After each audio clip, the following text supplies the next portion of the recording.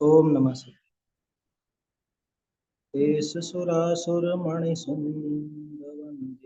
धोदधायिकं कमलं प्रणमामि वर्धमानं तीर्थं धर्मस्य कद्धारम्।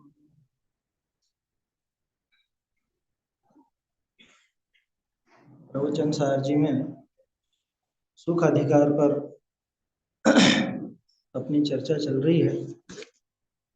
इसमें कल अपन 56वीं गाथा देख रहे थे। और इसमें कौवे की आंख का उदाहरण भी अपन ने देखा था। हमारे उपयोग की ऐसी स्थिति है कि जब इधर है तब उधर नहीं, उधर है तब इधर नहीं। ज्ञान दर्शन की तरफ से भी और विषयों की तरफ से भी, और साथ में पराधीनता बहुत है। ये चर्चा आई थी। एक बीच में थोड़ा सा एक विकल्प है, वो आप लोगों से कह देता हूं।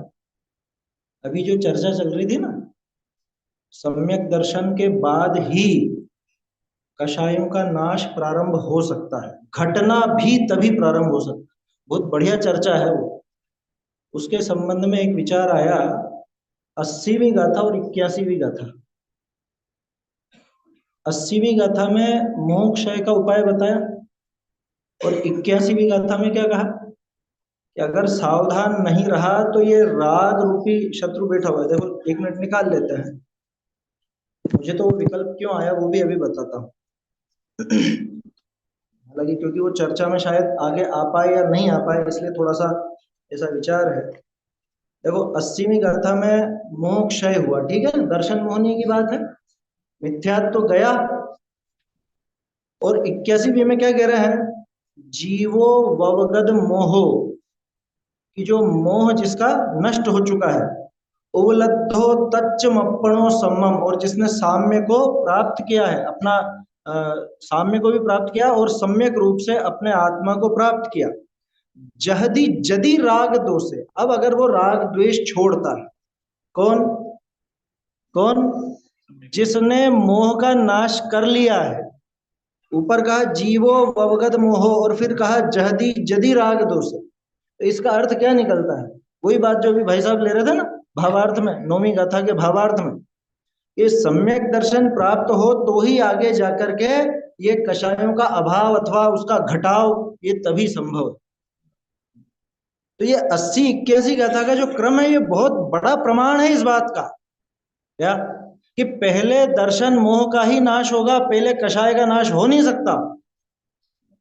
उसके बाद ही कषाय का नाश प्रारंभ हो सकता अथवा उसमें घटना प्रारंभ हो सकता।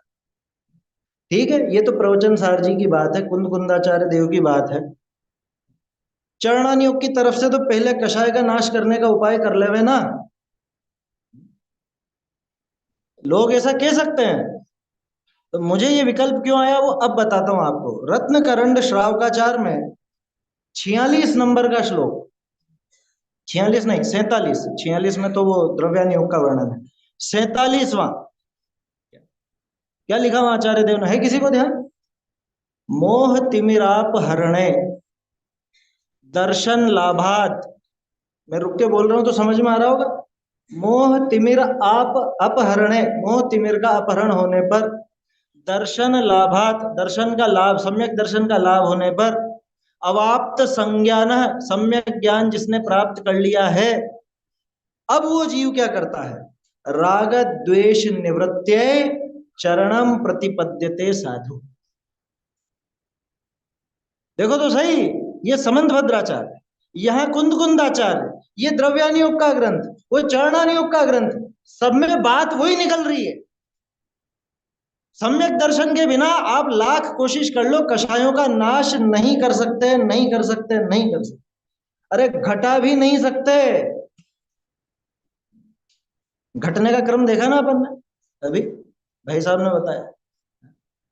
तो नहीं घटा सकते वास्तव में। अब कुछ लोग चाहे सत्य महाव्रत को धारण करके बैठ गए हों या कुछ भी हो, अब वो क्या उपदेश देने लगते हैं, मिथ्यात्व में क्या धरा है, कषाय घटाओ, कषाय घटाओ, कषाय घटाओ। कि भैया ऐसी कषाय तूने अनंत बार घटा ली, और अनंत बार इसी कषाय घटाकर नवे ग्रेवेक तक हो आया। वो कषाय का घटना तेरा शुभ तक नहीं कहलाया। ये बात आई थी ना अभी। वो जो तूने कषाय घटाई उसको आचार्य देव शुभ तक कहने को तैयार नहीं है। तू किस कषाय को घटाने की बात करता है? द्रव्यानुयोग देख लिया, चरणानुयोग देख लिया, अब सिद्धांत का भी ले लो। मिथ्यात्व अविरति प्रमाद कषाय योगा बंध हेतव, ये आचार्य ने जान करके क्रम रखा है या ऐसे ही रख दिया? बुद्धिपूर्वक रखा गया क्रम है। ये नाश होने का क्रम है। मिथ्यात्व ही पहले जाएगा। मिथ्यात्व अगर है तो बाकी के चारों मौजूद हैं उसके साथ। फिर उसके बाद नंबर आता है अविरति का। अब अविरति अगर है तो आगे प्रमाद कषाय योग मौजूद है, ये बात पक्की। लेकिन मिथ्यात्व हो ये जरूरी नहीं है ना। इंद्रियों में उल्टा क्रम चलता है। इंद्रियों में उल्टा क्रम चलता है। किसी के पांचवी इंद्री है तो पूरी स्पर्शन रसना घ्राण चक्षु वो सब शामिल है ना। तो यहां इस तरह से चलता है। मिथ्यात्व, फिर जाएगी अविरति, फिर जाएगा प्रमाद, फिर जाएगी कषाय, और फिर जाएगा। और ये सबसे पहले योग करवाना चाहता है या सबसे पहले कषाय छुड़वाना चाहता है? अरे भैया, मिथ्यात्व के जाए बिना इनमें से एक भी नहीं जा सकता। समझ में आ रही है बात? तो थोड़ा सा मुझको विकल्प आया इसलिए बता। एक चीज और बताता हूं। आज अपन ने ये देखा था ना, कौन सी थी, शायद 86 87 भी होगी।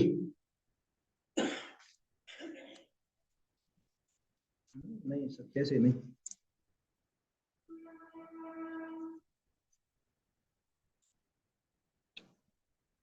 हाँ, 85 सॉरी। अट्ठे अजदा गहनम करुणा भावो ये तिरिय मणुएसु विषयेषु यह प्रसंगो मोह सेदानी लिंगान। मोह के लिंग बताए, माने मोह, राग और द्वेष, इन तीनों की परिभाषा यहाँ पे 85 गाथा में दी है। ठीक है, 85 गाथा तक शायद अपन नहीं पहुंच पाए, लेकिन थोड़ा सा उसका अर्थ स्वाध्याय में, उसमें पूजा में तो आपने जान ही लिया। अर्थ का अयथार्थ ग्रहण, ये तो मोह मिथ्यात्व। अट्ठे अजदा ग्रहणम यानी कि ये मिथ्यात्व हो गया। पदार्थ का सही सही ग्रहण नहीं होना, ये मिथ्यात्व। करुणा भावो, इसको क्या कहा? राग। शुभ नहीं कहा। मैंने इस बात पर गौर किया, इसको शुभ नहीं कहा, राग का। मंद कषाय कह दो आप, शुभ नाम नहीं दिया आचार्य देव ने। मतलब अंतर है। दो चीज, दो बातें हैं भाई। पुण्य बांधने की दो विधि, एक तो शुभ राग और एक मंद कषाय। तो यहाँ जो मंद कषाय है, मतलब यहाँ पे जो राग जिसको कहा गया वो मंद कषाय रूप राग कहना, शुभ राग नहीं कहना। शुभ राग किसको कहा? वो आएगा अपने 61-62 के आसपास आएगा। देव यदि गुरु पूजा, वो जो गाथा है ना, देव पूजा गुरु उपासना, वो सारी जो बात है वो वास्तव में शुभ राग है। एक सेकंड।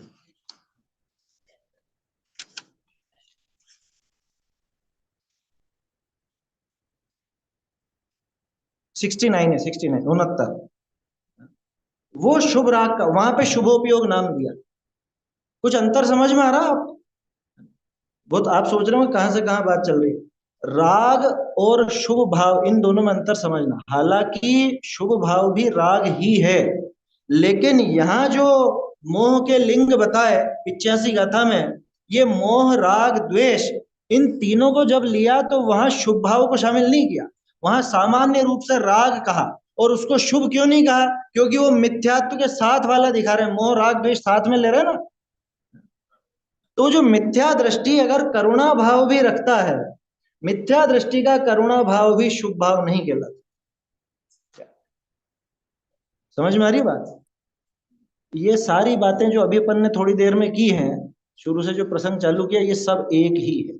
मिथ्यात्व गए बिना, सम्यक दर्शन की प्राप्ति किए बिना, वो आपकी दया का भाव भी शुभ नहीं कहलाएगा। वो पुण्य भी, मतलब पुण्य भले कह दो उसको, पुण्य बंद कराने वाला कह दो, लेकिन शुभ नाम नहीं देंगे आचार्य। वो घटती हुई कषाय नहीं कहला रही। ये समझने की बात है। घटती हुई कषाय युद्ध तत्काल की भले आप समझ लो उसको, लेकिन वास्तव में आचार्य देव उसको घटना नहीं कहते, क्योंकि घटना तो उसका नाम है कि जहां पे कुछ जबरदस्त अंतर नजर आए। जबरदस्त अंतर कैसा? अनंतानुबंधी था, अब अप्रत्याख्यानावरण जितना ही, यह है जबरदस्त अंतर। हम वो लेश्याओं के थोड़े बहुत फेर बदल में कषाय का घटना समझ लेते हैं। यहाँ पे मिथ्या दृष्टि था, यहाँ पे थोड़ी मान लो अशुभ लेश्याएं रही, यहाँ ही मिथ्या दृष्टि मरा और मान लो देव बन गया, वहां पे शुभ लेश्याएं आ गई, ये क्या समझता है कि कषाय घट गई। अरे कषायों का रंग पलटा है, रंग ही तो पलटा, वो लेश्याएं क्या है? कषायों का रंग ही तो पलटा है, पड़ी तो वो की हुई अनंतानुबंधी की अनंतानुबंधी, घटी कहाँ? वास्तविक घटना तो उसका नाम है जब एक लेवल में अंतर आ जाए। अनंतानुबंधी का लेवल और इधर अप्रत्याख्यानावरण का लेवल, इसमें अंतर है। और अभी वो बात की थी ना, भले अनंतानुबंधी का ही हो, लेकिन वो गुण स्थानों में जो पलटाव हुआ, वहां से वो घटना दिखता है, तो वो भी सम्यक दर्शन के बिना नहीं दिखता। कहने का अर्थ यह है कि आप कुछ भी कर लो, ये कषायों का घटना तो तात्कालिक है, और ये वाया वाली गाड़ी तो मिला देगा। क्या? वाया वाली गाड़ी समझ गए ना? वाया वाली गाड़ी तो मिला देगा, लेकिन ये सही रास्ते पर ले जाने वाली गाड़ी में नहीं बैठाएगा। नहीं आया समझ में? वाया वाली गाड़ी नहीं समझे भाई? जीव के दो ही मुख्य ठिकाने हैं, सबको मालूम है। एक मोक्ष है, मुक्तिपुरी है मेरा धाम, और दूसरा निगोद।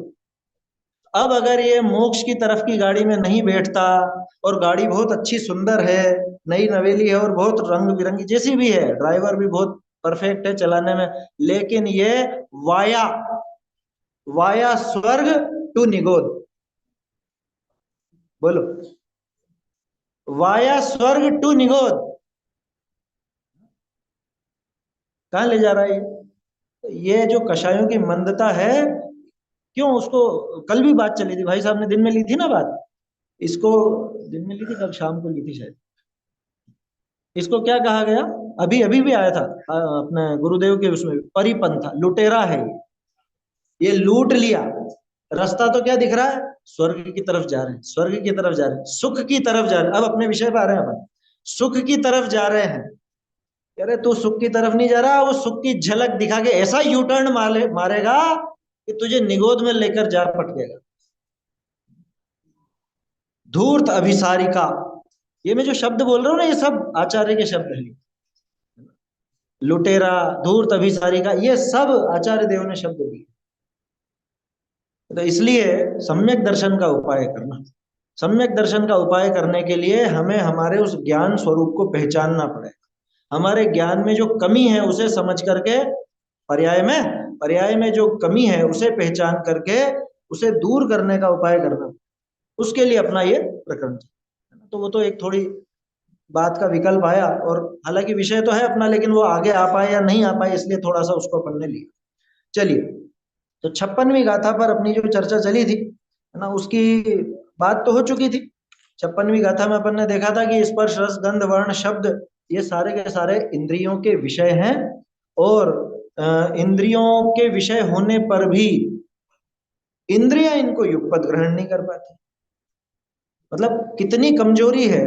इंद्रिया माने इंद्रिय ज्ञान, है ना, ये ध्यान रखना। आचार्य देव बार बार इतना लंबा प्रयोग नहीं करेंगे, वो कहेंगे इंद्रियां, तो हम समझ ले में भावेंद्रिया। ठीक है, भावेंद्रिय से तो समझ में आएगा ना, द्रव्येंद्रिय बाहर की, और भावेंद्रिय अपना वो ज्ञान, क्षयोक्षमिक ज्ञान जो इंद्रियों के माध्यम से चलता है। तो जब आचार्य देव कहते हैं कि इंद्रियां इन विषयों को युगपत ग्रहण नहीं करती, तो उसका आशय कि हमारी जो भावेंद्रिय माने हमारा मति शुद्ध ज्ञान है, वो इनको युगपत ग्रहण नहीं करता।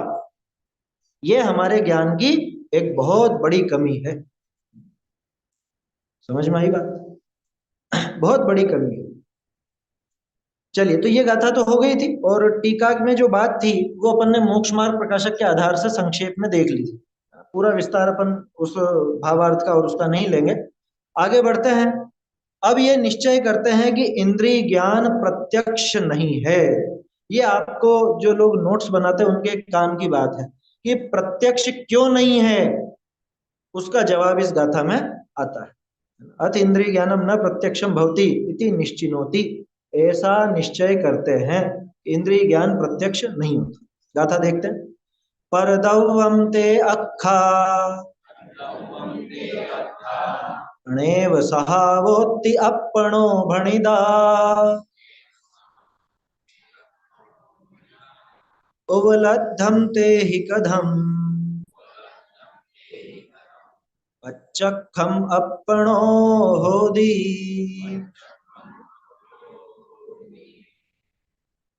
परदवम ते अक्खा, वे अक्ष, अक्ष माने यहाँ पे इंद्रियां है ना, अभी आत्मा वाला अर्थ नहीं लेना, ये अपन ने कल भी बात की थी। पर दव्वम ते अक्खा, वे जो अक्ष हैं, वे जो इंद्रियां हैं, वे पर द्रव्य हैं। ठीक है, स्पष्ट है, इसमें तो कोई समस्या है ही नहीं। भाई शरीर ही पर द्रव्य है, तो शरीर के अवयव जो इंद्रियां, वो तो अपने आप पर द्रव्य हो।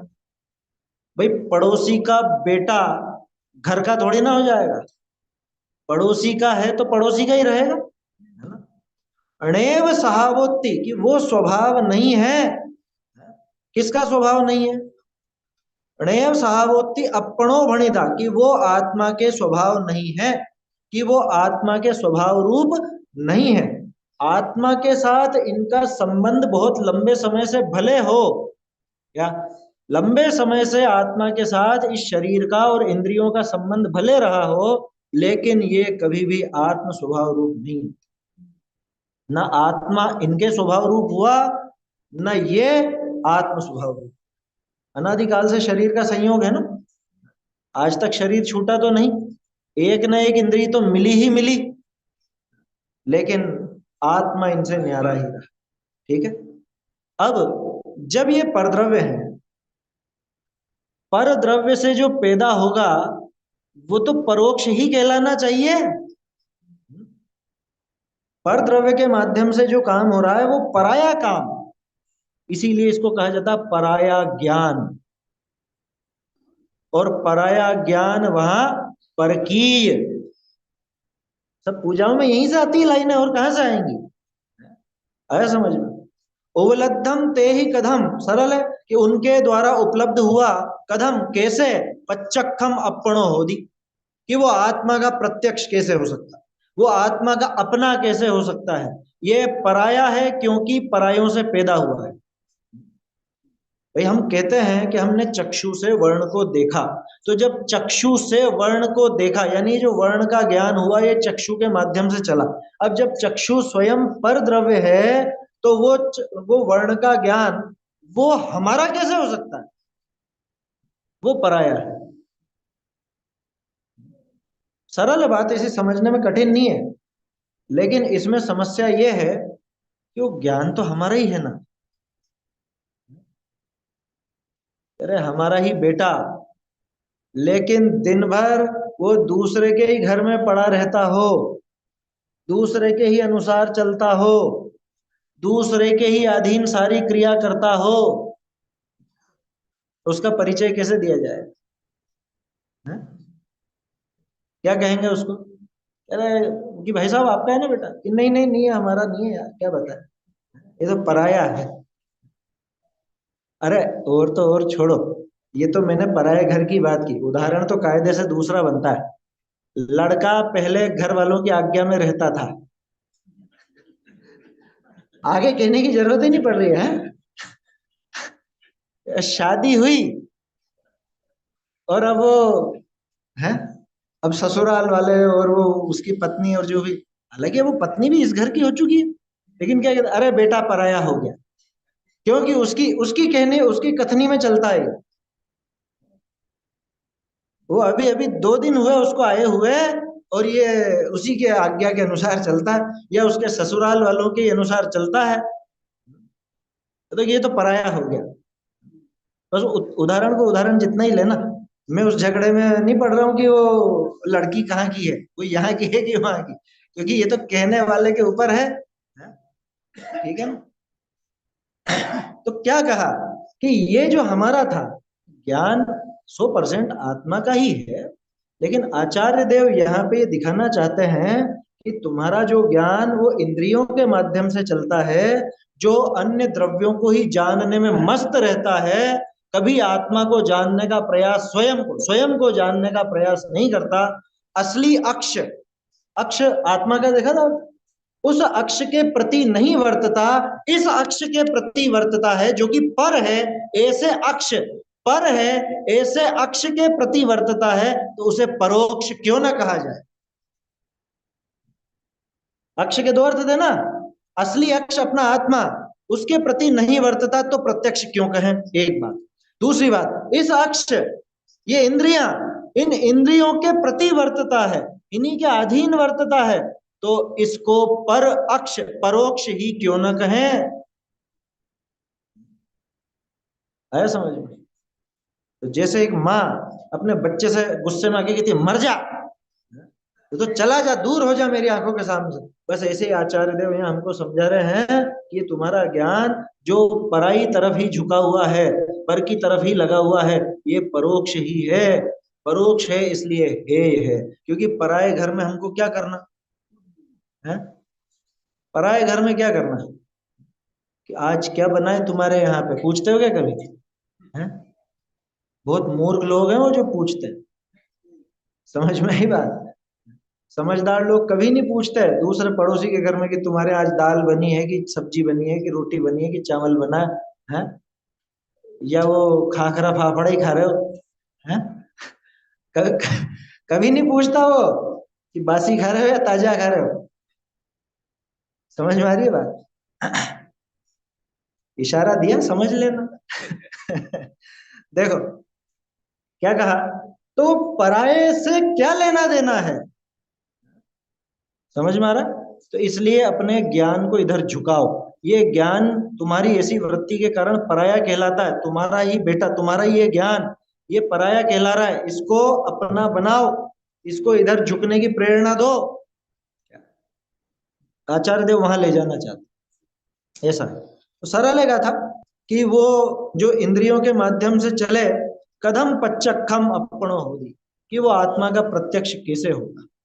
जो इंद्रियों के यानी कि पर के माध्यम से ही चल रहा है, पर के आधार से ही चल रहा है, उसे हम अपना कैसे कहें, और जो अपना नहीं वो तो है। सज्जनों की नीति क्या है, सज्जनों की नीति तो यह है कि जो अपना है उसी में अपनत्व तो करता है, जो पराया है उसकी तरफ तो है। तो ये पराया ज्ञान वहां पर ही आया समझ में। इसीलिए फिर बढ़ करके कहा जाता है कि इंद्रिय ज्ञान ज्ञान न थी, वो तो अज्ञान है। ठीक है, देखो टीका सरल है बिल्कुल और सुंदर है। जो केवल आत्मा के प्रति ही नियत हो वह ज्ञान वास्तव में प्रत्यक्ष है।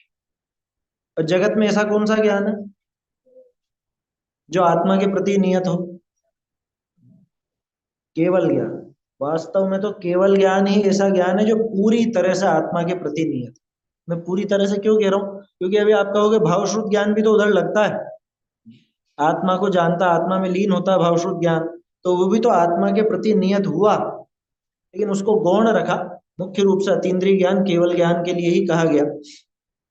यह इंद्रिय ज्ञान तो जो भिन्न अस्तित्व वाली होने से पर द्रव्यत्व को प्राप्त हुई।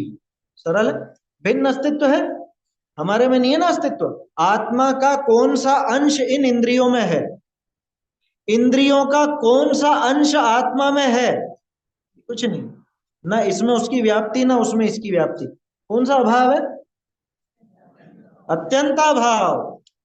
जहां अत्यंताभाव पड़ा हुआ है वो परद्रव्य पने को प्राप्त हुई है, और आत्म स्वभावत्व को किंचित मात्र स्पर्श नहीं करती, आत्म स्वभाव रूप किंचित मात्र भी नहीं है, ऐसी इंद्रियों के द्वारा उपलब्धि करके उत्पन्न होता है। माने ऐसी इंद्रियों के निमित्त से पदार्थों को जानकर उत्पन्न होता है। इसे तोड़ के पढ़ोगे ना तो कठिन नहीं लगेगा। इसलिए वह इंद्रिय ज्ञान आत्मा के लिए प्रत्यक्ष नहीं हो सकता। इसमें तो कोई ऐसी विशेष बात है नहीं कि बहुत कठिन लग रहा हो या कुछ आसानी से समझ में आने जैसा। देखो भावार्थ में सीधा दे दिया प्रत्यक्ष और परोक्ष की परिभाषा। जो सीधा आत्मा के द्वारा ही जानता है वह ज्ञान प्रत्यक्ष, और जो इंद्रिय ज्ञान परद्रव्य रूप इंद्रियों के द्वारा जानता है, इसलिए वह प्रत्यक्ष। ये प्रत्यक्ष की परिभाषा आ गई, जो सीधा आत्मा के द्वारा जानता है। अब ये सीधा का क्या मतलब? सीधा का मतलब मिलेगा अपने को 58वीं गाथा में। क्या पिछली गाथा में कहा था कि इंद्रिय ज्ञान प्रत्यक्ष नहीं है ना?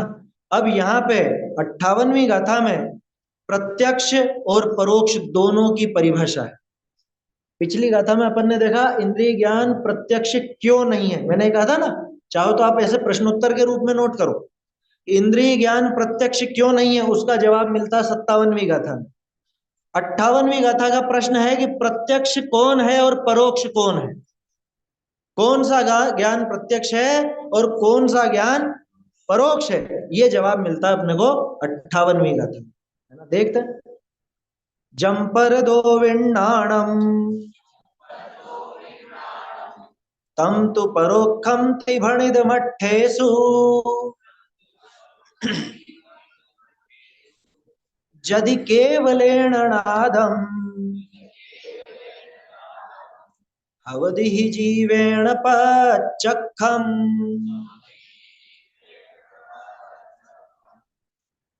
जम परदो विण्णाणम, जो पर से विज्ञान होता है। अच्छा, विज्ञान कह रहे हैं? देखिए, विज्ञान ज्ञान एक ही बात है, ज्यादा खुश होने की जरूरत नहीं है। क्या पर से विज्ञान? अरे असली विज्ञान तो आत्म स्वरूप का ही है। पर के द्वारा जो ज्ञान होता है वो कोई ज्ञान नहीं। विज्ञान कहना हो ना तो विरुद्ध ज्ञान, विपरीत ज्ञान, ऐसा भी लिया जाता है। वि शब्द के दोनों अर्थ होते हैं, वि विशेष के अर्थ में भी लगता है, वि विपरीत के अर्थ में भी लगता है ना? तो जब विज्ञान कहा जाए तो उसका अर्थ विज्ञान भी लगा सकते हैं, विशेष ज्ञान, वो यहाँ पे नहीं है, लेकिन अज्ञान वाला जरूर बैठता। जम परदो विण्णाणम, जो पर के द्वारा ज्ञान होता है, पर के माध्यम से ज्ञान होता है। अब पर के द्वारा लिखा देखो, पर के द्वारा में कौन कौन आएगा? उपात्त और अनुपात्त देखा था ना अपन ने, उपात्त साधन और अनुपात्त साधन। जो उपात्त साधन पर रूप है, जैसे इंद्रियां, वो भी पर, और जो अनुपात्त साधन है, पुस्तक, प्रकाश, वस्तु, कोई व्यक्ति, परोपदेश इत्यादि, ये सारी टीका में आने वाली बात। इस टीका में यही बात है।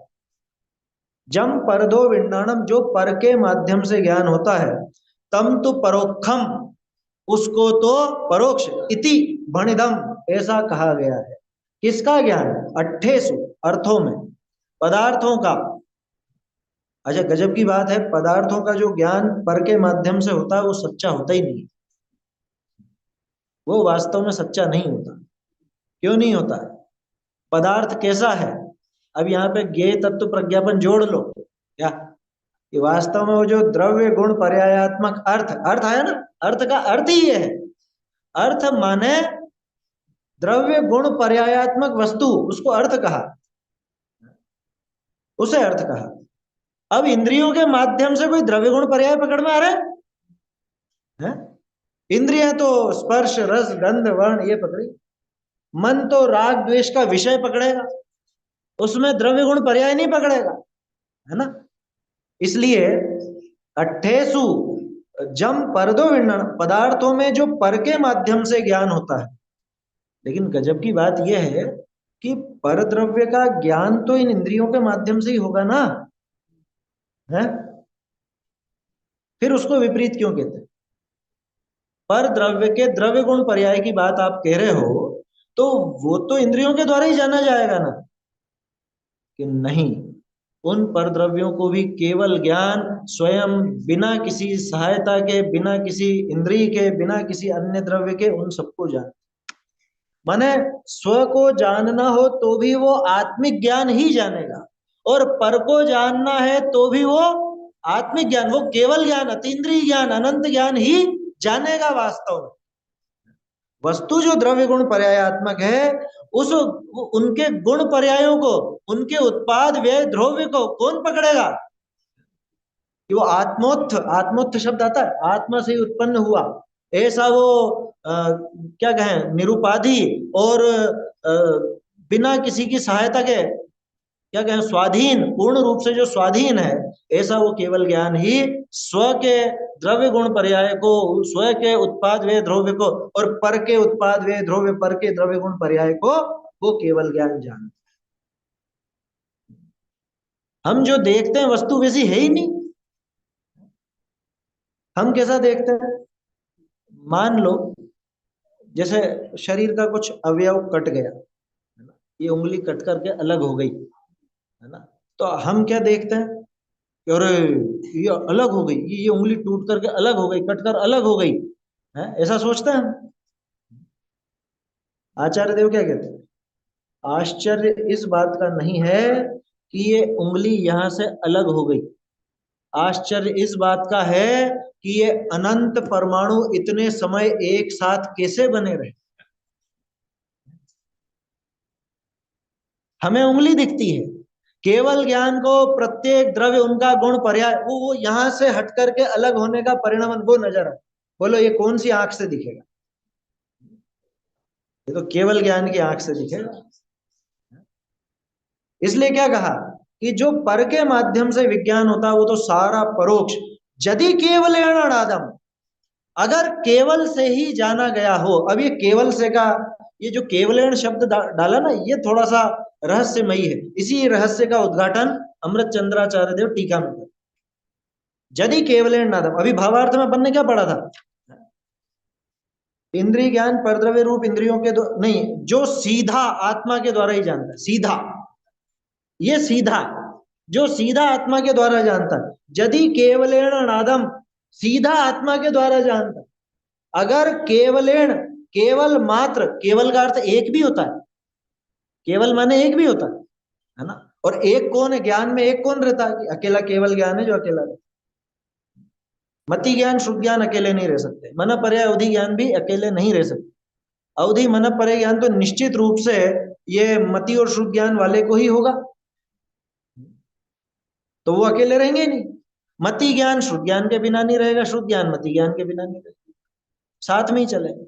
केवल ज्ञान अकेला रहता है। ये कैसा है, बिल्कुल असामाजिक सा है क्या, ये किसी के साथ घुलता मिलता नहीं है, अकेला ही रहना पसंद है। समझ रहे हो क्या कहना चाह रहा हूं, जिसको साथ की इच्छा हो, जो सबका संग चाहता हो, अकेले में घबराता हो, वो इस केवल एक अकेले हैं। अकेले का अर्थ संपूर्ण भी होता है, क्योंकि जो अकेला है उसको किसकी क्या गरज है, क्या चाहिए उसको, स्वयं पूर्ण जो अपने में है, स्वयं पूर्ण जो, उसको क्या आवश्यकता भगवान की। बाबूजी की पंक्तियां हैं, आया समझ में? जो स्वयं ही अपने आप में पूर्ण हो, उसको भगवान की भी आवश्यकता नहीं। जो अकेला है, सिद्धों के ऐसे बहुत सारे विशेषण आते हैं, असहाय, असहाय आता है ना है? अब दुनिया में तो असहाय का क्या अर्थ है, बेचारा, बेचारा की कोई सहायता नहीं मिल रही है इसको, इसका कुछ काम ही नहीं बन रहा है, कुछ सहयोग नहीं हो रहा है। तो हमारे यहाँ असहाय का क्या अर्थ है, कि जिसको किसी सहायता की आवश्यकता नहीं। केवल ज्ञान का एक विशेषण है असहाय, असहाय केवल ज्ञान। तो केवल नाम क्यों रखा गया, केवल नाम इसीलिए रखा गया कि केवल ओनली, इसको किसी और की जरूरत ही नहीं है, ये अकेला ही राजा है, ये अपना सारा काम करने में समर्थ है, ऐसा ये केवल ज्ञान। यदि केवलेण नादम, ऐसे अगर इस केवल ज्ञान मात्र से जाना जाए, हवदि ही जीवेण पच्चखम, केवलेण जीवेण, जीव का विशेषण केवल दिया, कि केवल मात्र जीव के द्वारा, क्या पढ़ा था भावार्थ में, सीधा जीव के द्वारा ही जाना जाए, यही था ना, वो इसी का अनुवाद है असल में। यदि केवलेण जीवेण नादम, अगर केवल जीव से ही जाना जाए, तो केवल जीव से ही तो जानते हैं हम, कि नहीं, नहीं जानते। केवल जीव से कहाँ जान रहे हैं हम, हमें तो इंद्रियों से, प्रकाश से, पदार्थ से, किसी के उपदेश से, किसी और सहायता से, उससे जानना होता, चश्मे से, सुनने की मशीन से, है, इससे जानना होता। तो केवल कहाँ रहा? केवल केवल जीव के द्वारा जो जाने, पूरी दुनिया में केवल जीव के द्वारा जानने वाला एकमात्र ज्ञान है केवल ज्ञान। आप प्रश्न लगा सकते हो कि अवधि ज्ञान और मन परय ज्ञान भी तो प्रत्यक्ष में गिने जाते हैं।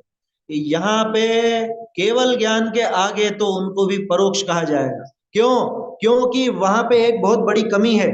अवधि और मन परय को न्याय की भाषा में एक देश प्रत्यक्ष जरूर कहा गया, लेकिन जब अपन केवल ज्ञान के सामने रख के देखते हैं तो वो भी परोक्ष।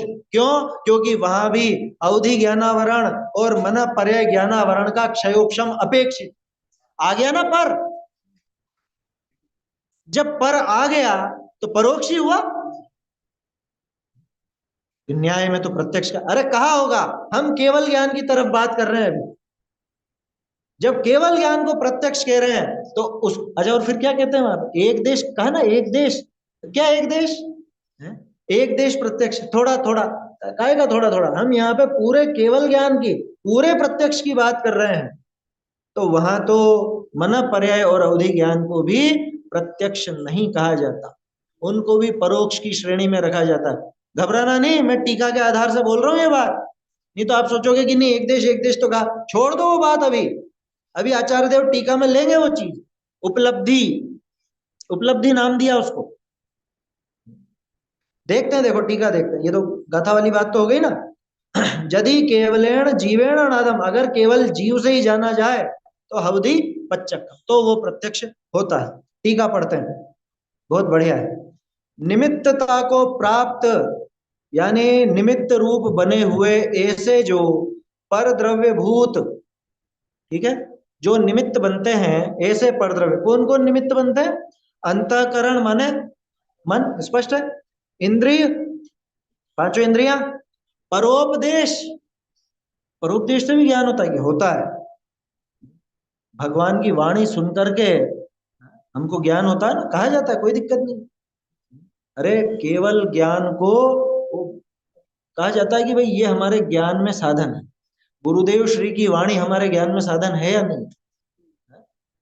बोलो, नहीं कहते अपन गुरुदेव श्री नहीं होते तो हमको इन ग्रंथों का रहस्य समझ में नहीं आ सकता, ये हकीकत है।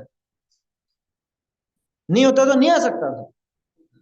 समय सार जी पहले भी मौजूद थे और समय सार जी को पढ़ने वाले पहले भी मौजूद थे, लेकिन गुरुदेव श्री ने वो दृष्टि दी हमको, उनके बिना ये बातें नहीं समझ सकते थे, हकीकत है ना। तो बोलो, परोपदेश निमित्त हुआ कि नहीं हुआ ज्ञान? निमित्त है, निमित्त है, निमित्त को स्वीकार करना। कौन कौन निमित्त है? मन, इंद्रियां, परोपदेश, और क्या कहा? उपलब्धि। अब उपलब्धि क्या है? क्षयोपशम। तो बोलो, मन परय ज्ञान और अवधि ज्ञान, इसमें भी ये उपलब्धि तो लगती है ना, बाकी चीजें भले ना लगती हो। इंद्रिय नहीं लगती अवधि ज्ञान मन परय ज्ञान में, इंद्रिया नहीं लगती, मन भी नहीं लगता, बिना मन के ही होता है, ठीक है ना। दूसरा, अच्छा देखो, मन परय ज्ञान में मन लगता है वैसे अन्य का, सामने वाले का मन तो लगा ना, सामने वाला असंगी हो तो नहीं जानेगा, सामने वाला संगी हो लेकिन आत्मलीन हो तो भी मन पड़ेगा, नहीं जाने। तो सामने वाले का मन तो उसमें काम आ रहा है, ठीक है ना। इंद्रिय की बात हो गई, मन की बात हो गई। परोपदेश, मन परे में और अवधि में परोपदेश तो नहीं चाहिए, या कदाचित चाहिए भी सही। परोपदेश का अर्थ दूसरे का उपदेश ही नहीं, दूसरे का आग्रह। कोई वो ऐसा कहे कि स्वामी आप हमको ये बताओ, ऐसा आग्रह भी तो हो सकता है, उसको भी परोपदेश की श्रेणी में ले सकते हैं। उपलब्धि, ये खास चीज। उपलब्धि माने वो क्षयोपशम, वो क्षयोपशम तो अवधि हो चाहे मना पर्याय हो, इनमें भी लागू पड़ता है, ठीक है ना। इस अपेक्षा से वो परोक्ष में आए कि नहीं आए। संस्कार, पूर्व के संस्कार, जाति स्मरण को भी संस्कार ज्ञान कहा जाता है। या प्रकाश आदि, अब आदि में दुनिया भर की चीजें लगा लो, प्रकाश भी हमारे ज्ञान का कारण है, पुस्तक भी हमारे ज्ञान का कारण है, चश्मा भी हमारे ज्ञान का कारण है, और चीजें भी बहुत सारी हैं जो ज्ञान का कारण। अरे ये लग रहा है ना, ये सब साधन, ये ज्ञान के साधन है। ये आपका मोबाइल भी ज्ञान का साधन है, जो मोबाइल के माध्यम से है ये साधन। उनके द्वारा होने वाला, देखो क्या कहा, उनके द्वारा होने वाला जो स्व विषयभूत पदार्थ का ज्ञान वह पर के द्वारा प्रादुर्भाव को प्राप्त होने से परोक्ष के रूप में जानता है। स्व विषयभूत क्यों लिखा? स्व विषयभूत पदार्थ का ज्ञान। कौन है वो स्व विषयभूत पदार्थ का ज्ञान? आत्मा। अरे हर जगह स्व का अर्थ आत्मा मत लगाओ। क्या कल अपन ने, कल या परसों योग्यता की बात की थी ना, स्वावरण क्षय उपशम, तो तत्त वस्तु संबंधी वो उसका स्व कहलाता है। कल भी तो 48 पेज देखा था मोक्षम प्रकाश। वे भिन्न द्रव्य अपने अधीन परिणाम, अपने का मतलब क्या? उनके। तो ऐसे ही यहाँ पे स्व विषयभूत इंद्रियों के और मन के विषय, ठीक है ना, ऐसे पदार्थ का ज्ञान वह पर के द्वारा, अथवा स्व विषयभूत में मति ज्ञान का स्व विषय, श्रुत ज्ञान का स्व विषय, अवधि ज्ञान का स्व विषय, मना परे ज्ञान का स्व विषय, ऐसे उस ज्ञान के द्वारा, है ना, वह पर के द्वारा प्रादुर्भाव को प्राप्त होने से, पर के द्वारा प्रादुर्भाव, प्रादुर्भाव माने जन्म, पर के द्वारा जन्म हुआ है इसका, पर की सहायता से पैदा हुआ है क्या? प्रादुर्भाव को प्राप्त होने से परोक्ष के रूप में जाना जाता है, इसलिए उसको परोक्ष कहा जाता है।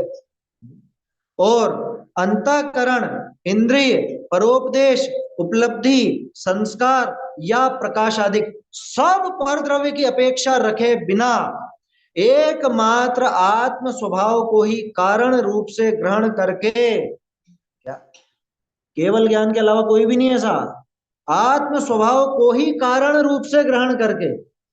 अब देखो गंभीरता से विचार करें तो सारे ही ज्ञान अपने आत्म स्वभाव को ही कारण रूप से ग्रहण करते हैं, लेकिन यहां दूसरे कारण भी मौजूद हो जाते हैं तो उनके कारण पने की प्रमुखता हो जाती है। क्या इसके साथ साथ अन्य कारण भी जुड़ गए तो ये शामिल हो गया, अकेला नहीं रहा, केवल नहीं रहा। केवल ज्ञान और हमारे ज्ञान में क्या अंतर है? ज्ञान तो हमारा भी ज्ञान स्वभाव वाला ही है और ज्ञान उनका भी ज्ञान स्वभाव वाला ही है, लेकिन यहाँ पे कारण अंतर की, यानी अन्य कारणों की अपेक्षा आ गई, अन्य कारण शामिल हो गए, उन कारणों की सहायता से पैदा हुआ, इसलिए ये पराया कहलाने लगा। और केवल ज्ञान कि उसमें बताओ क्या क्या लगा, इनमें से क्या क्या लगा? इंद्रिय लगी, अरहंतों की बात कर रहे हैं अपन, तो सिद्धों की छोड़ो, अरहंतों की इंद्रियां मौजूद है, लेकिन क्या इंद्रियां लगी उस ज्ञान में? मन लगा, परोपदेश लगा, उपलब्धि, उपलब्धि क्षय उपशम को कहा। आप कह सकते हो कि ज्ञानावरणी का क्षय तो लगा, अरे क्षय में लगा क्या? क्षय में तो अभाव हुआ उनका, लगा क्या? वो तो गए, तो जो गए उनको कारण नहीं कहा जाता। सिद्धांत में ऐसा भी कथन मिल सकता है आपको क्या, कि ज्ञानावरणी के, केवल ज्ञानावरण के क्षय से जो ज्ञान हुआ वो केवल, सिद्धांत में वो सिर्फ वो दिखाने के लिए कि बाहर में जो ज्ञानावरणी मौजूद था उसका नाश हो गया, इसलिए वो परिभाषा है। वास्तव में केवल ज्ञानावरणी के क्षय से केवल ज्ञान नहीं होता, केवल ज्ञानावरणी के क्षय से तो धूल होती है। क्या समझ में ही बात? उसका क्षय हुआ, उस ज्ञानावरणी कर्म का क्षय हुआ तो क्या होगा कि क्षय हुआ तो वो जो कर्म रूप वर्गणा थी अकर्म रूप हो गई, उससे ज्ञान कैसे पैदा करोगे? कर्म के क्षय से तो अकर्म रूप परिस्थिति बनी ना, उससे ज्ञान कैसे बना? तो इसलिए यहाँ पे उस उपलब्धि को भी मत लेना। संस्कार, प्रकाश, इन सब की आवश्यकता केवल ज्ञान को नहीं है, यही बात यहाँ पे कह रहे हैं। उनकी अपेक्षा रखे बिना एकमात्र आत्म स्वभाव को ही कारण रूप से ग्रहण करके सर्व द्रव्य पर्यायों के समूह में एक समय ही व्याप्त होकर, देर नहीं लगी उसको, एक समय ही व्याप्त होकर प्रवर्तमान ज्ञान वह केवल आत्मा के द्वारा ही उत्पन्न होने से प्रत्यक्ष के रूप में जाना जाता है। वो केवल ज्ञान ही वास्तव में प्रत्यक्ष है, बाकी जगत का कोई ज्ञान प्रत्यक्ष नहीं। यहाँ इस गाथा में सहज सुख का साधन भूत ऐसा यही महाप्रत्यक्ष ज्ञान इच्छनीय माना गया है, उपादेय माना गया है, ऐसा आशय समझ। तो ये जो चार गाथाएं देखी अपन ने, 55, 56, 57, 58, ये इंद्रिय ज्ञान की हीनता दिखाने वाली, ये इंद्रिय ज्ञान की हीनता यहाँ पर दिखाई गई। अब आगे की चार गाथाएं आएंगी, उसके अंदर अतीन्द्रिय ज्ञान की पारमार्थिकता, सौख्य का कारणपना वो दिखाया गया। है समझ में? और फिर बात चलेगी हमारा सुख सुख है या नहीं। तो शाम को अपन प्रयास करेंगे कि आगे की 4 कथाओं का जो सेट है वो अपन उसमें शाम को, क्या दोपहर में है ना आज तो, आज दोपहर में है। हाँ, आज शाम को नहीं है, ये ऑनलाइन वाले भी थोड़ा ध्यान रखें, आज शाम को नहीं है, दोपहर में कितने बजे? अच्छा, बाद दोपहर में 4 बजे से।